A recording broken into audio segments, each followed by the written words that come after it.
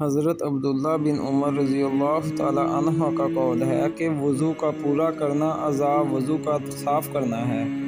رسول اللہ صلی اللہ علیہ وسلم میدان عرفات سے واپس ہوئے۔ جب گھاٹی میں پہنچے تو آپ صلی اللہ علیہ وسلم اتر گئے۔ آپ صلی اللہ علیہ وسلم نے پہلے پیشاب کیا، پھر وضو کیا اور خوب اچھی طرح نہیں کیا۔ تب میں نے کہا، یا رسول اللہ، نماز کا وقت آ گیا۔